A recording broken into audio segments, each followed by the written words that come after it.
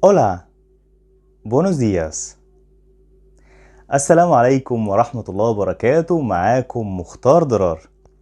تعالوا نشوف مع بعض ونتعلم اللغة الأسبانية بطريقة سهلة وبسيطة جدا وفي وقت قياسي جدا. كلنا هنتكلم إسباني أو إسبانيول.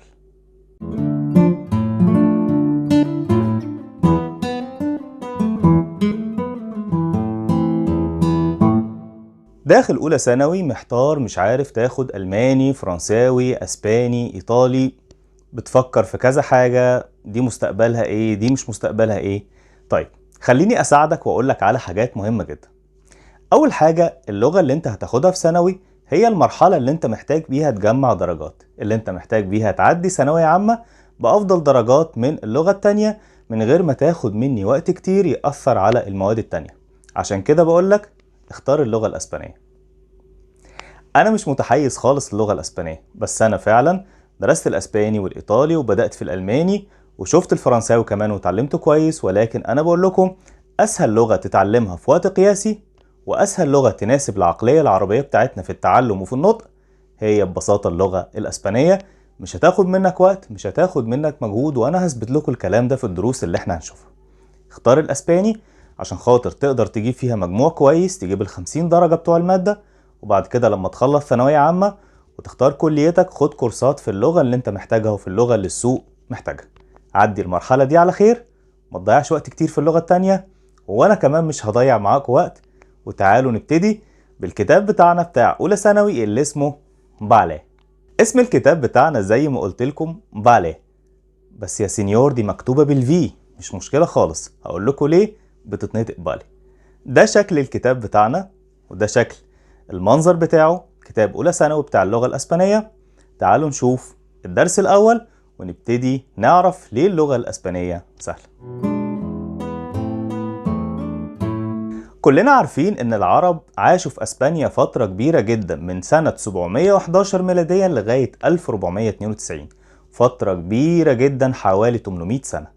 أثروا العرب تأثير كبير جدا على القاموس أو على المفردات اللي موجودة في اللغة الأسبانية وعلى مخارج الحروف وعلى النطق نفسه.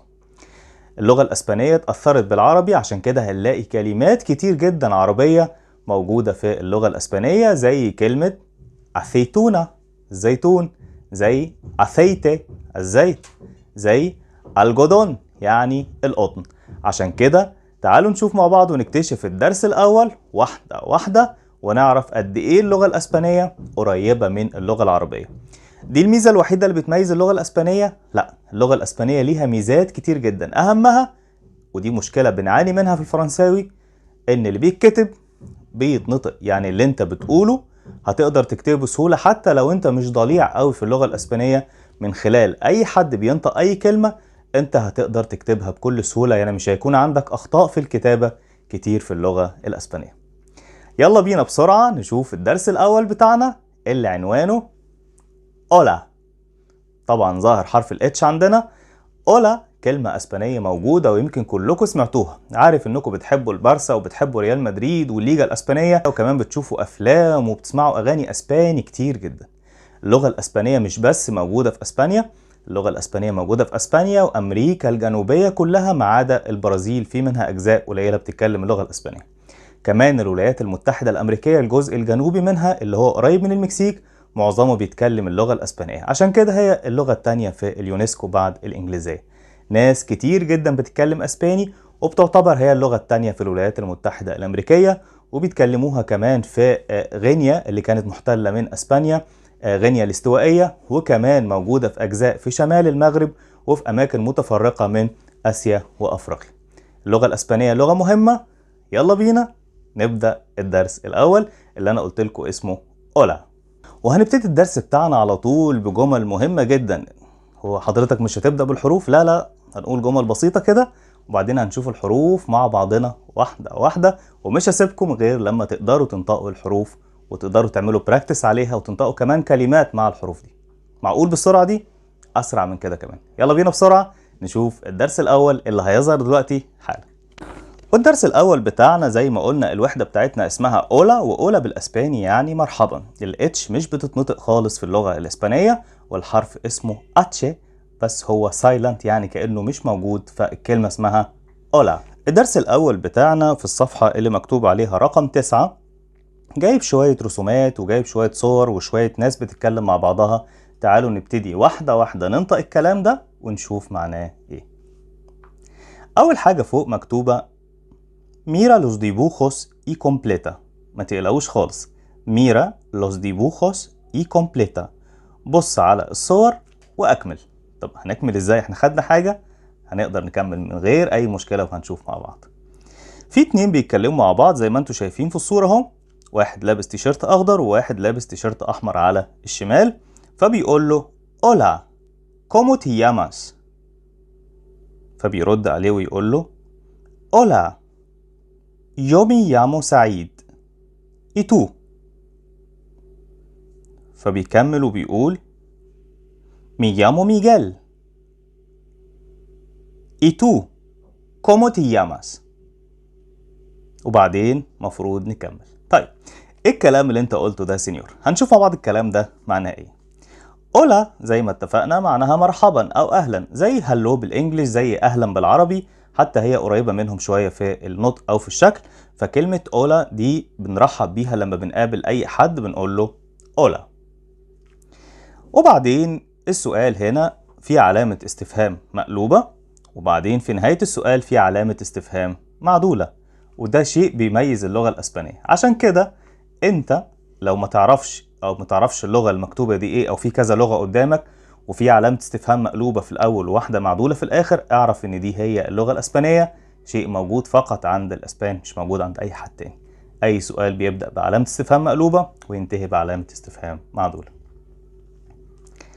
Hola, ¿cómo te llamas؟ ¿Cómo te llamas معناها اسمك ايه؟ ما هو اسمك؟ اسمك ايه؟ ¿Cómo te llamas؟ ما تقلقوش من النطق خالص، هنعرف ليه في الاخر. كل حاجة بتتنطق كده. هنكرر مع بعض تاني. Hola, ¿cómo te llamas؟ اهلا، اسمك ايه؟ فرد عليه سعيد وقال له Hola، وحاطط كلمة او يو بين قوسين، دي معناها أنا. ممكن تقولها ضمير أنا، ممكن تقوله ممكن ما تقولوش. يعني ممكن تقول Hola, yo me llamo سعيد، أو ممكن تقول Hola, me llamo سعيد، يعني أهلا، بيرد التحية عليه، اسمي سعيد. وبعدين بيسأله ¿Y tú؟ وانت اسمك ايه؟ ¿Y tú؟ وانت ¿Y tú؟ Hola, yo me llamo سعيد. ¿Y tú؟ فرد عليه هنا ميجيل، وده اسم اسباني مشهور جدا، وقال له مي يامو ميجيل، اسمي ميجيل، مي يامو ميجيل. نقول تاني الديالوج مع بعض، او الديالوجو لو هننطق اسبانيول. Hola, ¿cómo te llamas؟ Hola, yo me llamo سعيد. ¿Y tú؟ Me llamo ميجيل. سهل جدا. الدور عليك انت دلوقتي، وبيسألوك بيقولوا لك ¿Y tú؟ وانت ¿Cómo te llamas؟ اسمك ايه؟ ¿Y tú؟ ¿Cómo te llamas؟ اسمك ايه؟ فانت هتكمل هنا وهتقول بكل بساطة me llamo عمر، me llamo نانسي، me llamo ماجد، me llamo محمد، me llamo محمود، me llamo مالك، me llamo هادي، me llamo اي اسم. هتقول me llamo، me llamo. تاني Hola، ¿Cómo te llamas؟ Hola، me llamo مختار. ¿Y tú؟ سهلة جدا زي ما شفنا. بعد كده بنكمل الجزء الثاني او رقم 2. بيقول practica con tus compañeros، يعني اعمل الموضوع ده مع اصحابك اللي معاك في المجموعة او في المدرسة، او اصحابك اللي عايزين يتكلموا اسباني وبيتعلموا معاك. اعمل البراكتس او البراكتيكا دي معاهم. practica con tus compañeros يعني اعمل الموضوع دوت مع زملائك. فهنا بيقول له ¿Cómo te llamas؟ وبيحدف له الكورة عشان خاطر هو يجاوب ويحدف الكورة. بعد كده me llamo، وبنقول اسمنا او الاسم بتاع اللي بيتكلم، يقول me llamo ويقول اسمه. رقم 3 هنا بيقول ميرا، انظر، إليه، واقرا، بص واقرا. ميرا إليه. هنا في 2 بيتكلموا مع بعض زي ما ظاهرين في الصورة، ولد وبنت. وهنا هنتعلم حاجة جديدة. ¿Cómo te llamas؟ Me llamo Fátima. Y de apellido Ahmad. ¿Cómo se deletrea? A H M E D. الكلام ده. تعالوا تاني نقول كل جملة لوحدها ونشوف بتتنطق ازاي ومعناها ايه. ¿Cómo te llamas؟ زي ما احنا اتفقنا معناها اسمك ايه. فردت عليه فاطمة وقالت له Me llamo Fátima. اسمي فاطمة. Y de apellido. Y de apellido. apellido معناها اسم اللقب أو اسم العيلة. عندنا في مصر بيتقال عليه اسم الجد، بس هناك في أسبانيا بيبقى ليه شكل تاني، بيبقى عندهم ألقاب للعائلات بتفضل ثابتة مع الولد أو البنت، وبتتغير لما بيتجوز أو بتتجوز ولاده بياخدوا لقب عيلة الأب وبعدين لقب عيلة الأم مع بعض. فابييدو معناها لقب، يعني اسم العيلة ايه، يعني اسمك فاطمة، فاطمة ايه. اي دي ابييدو واسم اللقب ايه؟ أحمد. اسم والدها أحمد أو اسم جدها أحمد. فطبعا هو ما يعرفش بنقدر نستهجى الكلمة دي ازاي، فقال لها كومو سي deletrea. كومو سي deletrea. deletrea. deletrea يعني يتهجى أو ينطق، والفعل اسمه deletrear. سيبكم الفعل دلوقتي وتعالوا نقول الجملة تاني. كومو سي deletrea. اكتبه ازاي او بيتهجى ازاي؟ فقالت له الحروف اللي في اسم احمد A H M E D. ده كده الجزء اللي موجود في الصفحة دي.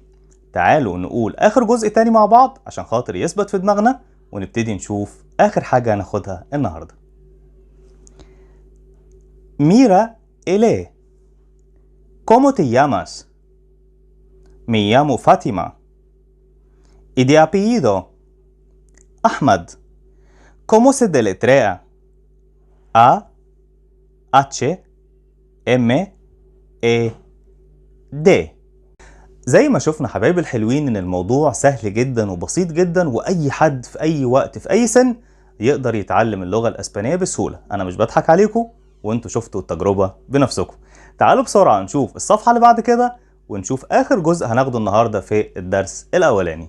في الصفحة دي موجود الإجابة بتاعت السؤال بتاعكم، هي الحروف الأسبانية بتتنطق إزاي؟ والحروف الأسبانية بتتقري إزاي؟ إحنا ملتزمين بالكتاب اللي عندنا في الوزارة مقرراه علينا في سنة أولى ثانوي. هم جايبين الحروف بشكل معين، في تحديثات كتير حصلت في اللغة الأسبانية هبقول لكم عليها في وقتها، بس إحنا هننطق اللي مكتوب عندنا ونعرف كل حرف النطق بتاعه إيه، وهناخد كلمة كمان مثال على كل حرف. أهم حاجة بعد ما نخلص كلكم تبتدوا تحفظوا الكلمات دي وتبتدوا تكتبوها عندكم وتعرفوا كل كلمة معناها ايه او بتتنطق ازاي، عشان هسألكم عليها المرة الجاية. يلا بينا. وتاني صفحة عندنا اللي مكتوب عندها رقم 4 اللي هي صفحة رقم 10، مكتوب الألفابيتو. الألفابيتو الحروف الأبجدية الإسبانية. هنطق الحرف وهنطق كل كلمة معاه وبعد كده هنعيدهم تاني بشكل مبسط جدا، ما تخافوش. A B C Ch D E F G H I J K L L M N N O P Q R S T U V W X Y Z. تعالوا مع بعض ناخد كل حرف شوية شوية ونحكي عنه شوية ونشوف الكلمات اللي مكتوبة عندنا في الصفحة دي عشان خاطر نقدر ننطقها ونتعرف على الحروف كلها بشكل سريع وسهل جدا. أول حرف عندنا في الحروف بتاعتنا حرف الأ، بيتكتب وبيتنطق في الكلمات كلها بنفس المنظر اللي أنا بقوله بيه دلوقتي أ. والكلمة اللي عليه أجوا، أجوا، أجوا يعني مية. ب، ب، وده زي كلمة بوليجرافو يعني قلم، قلم جاف. بوليجرافو، بوليجرافو، بوليجرافو.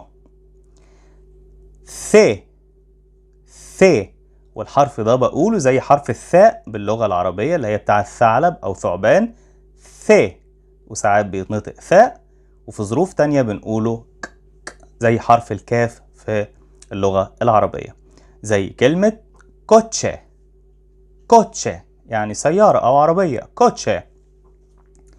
حرف تشي، تشي، وده بقوله زي كلمة تشاكيتا، تشاكيتا يعني جاكيت، وده النطق بتاعه بيبقى زي حرف التاء وحرف الشي مع بعض، تشي، تشي. د، د، ديكسيوناريو، ديكسيوناريو، ديكسيوناريو قاموس. ايه، اسكويلا، اسكويلا، اسكويلا، اسكويلا مدرسة. اف، اف، فوتبول، فوتبول طبعا كلنا عارفينها كلنا حابينها. خ، خ، وده الحرف بيتنطق زي حرف الخاء باللغة العربية، وكمان بيتنطق في بعض الأوقات زي نطق حرف الج، ج زي كلمة جمل، فهنا هنقول جاتو يعني قطة، جاتو، جاتو. اتشي، اتشي، الحرف زي ما قلنا مش بيتنطق خالص كنطق ال أو الها زي كلمة مثلا هادي باللغة العربية، فاحنا مش بنقول النطق أو الصوت ده مش بيطلع خالص في اللغة الأسبانية، زي كلمة أولا اللي احنا خدناها من شوية اللي هو اسم الوحدة بتاعتنا، أو الكلمة اللي موجودة هنا في المثال أوخا يعني ورقة، ورقة شجر أو ورقة، أوخا، أوخا، أوخا.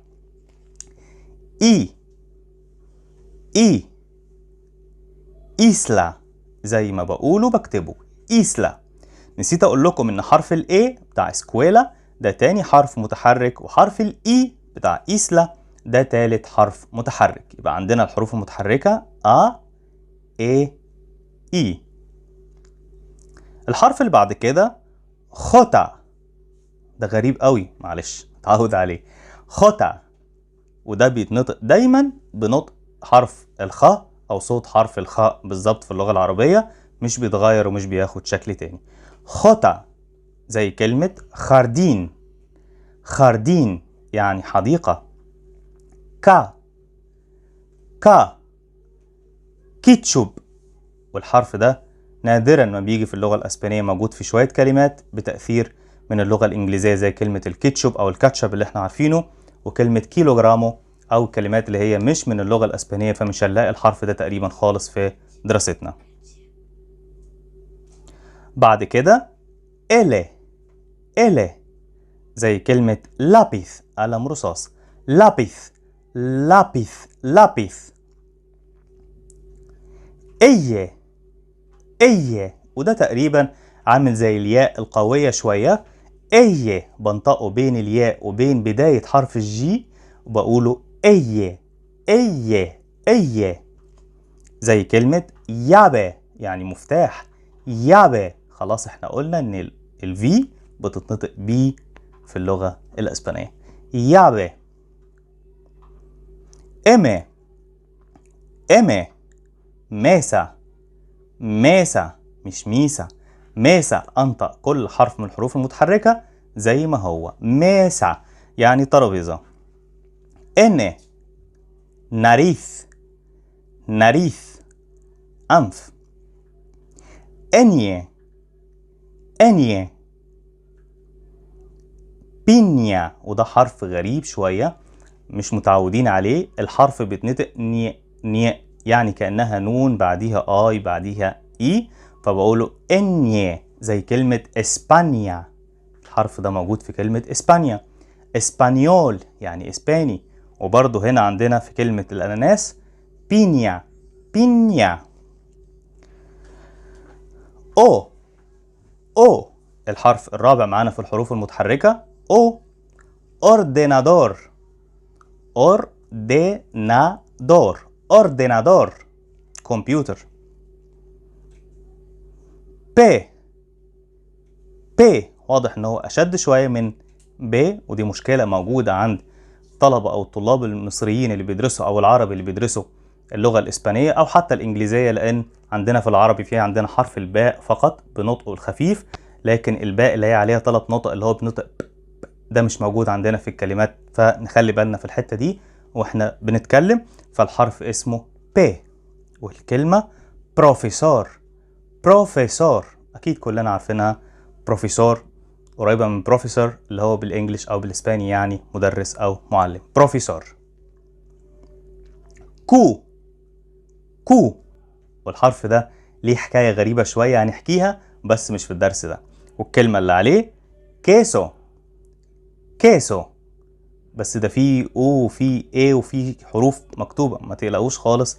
هقول لكم الحكاية، نحفظ الكلمة زي ما هي دلوقتي وبعدين هقول لكم ليه بيتنطق كده. كيسو كيسو يعني جبنة. ار ار والار في الاسبانيول لازم اقولها قوية شوية، مش زي الار في الانجليش اللي هي مش بتكون باينة في معظم الكلمات خاصة لما بتيجي في النص. هنا بقولها ار. والحرف ده من الحروف المميزة زي ما قلنا في اللغة الاسبانية. والكلمة اللي موجودة رجلة رجلة يعني مسطرة. اس اس زي كلمة سيا. خلاص احنا خدنا الاي ان هي بتنطق زي الياء بالظبط، فالكلمة اسمها سيا سيا سيا يعني كرسي. ت ت زي كلمة ترين يعني قطار ترين. او وده اخر حرف معانا في الحروف المتحركة. او او اوبا يعني عنبة. اوبا اوبا. يبقى كده الحروف المتحركة اللي عندنا ا اي اي او او، وكلهم بيتنطقوا بنفس النطق اللي انا بقوله للحرف في الالفابيتو. اوبا اوبا اللي هو كان في في الانجليش، بس هو في الاسبانيول بيتقال عليه بنفس صوت حرف الب كأنها ب بالظبط. اوبا. والكلمة اللي عليه بنتانا بنتانا بنتانا يعني شباك.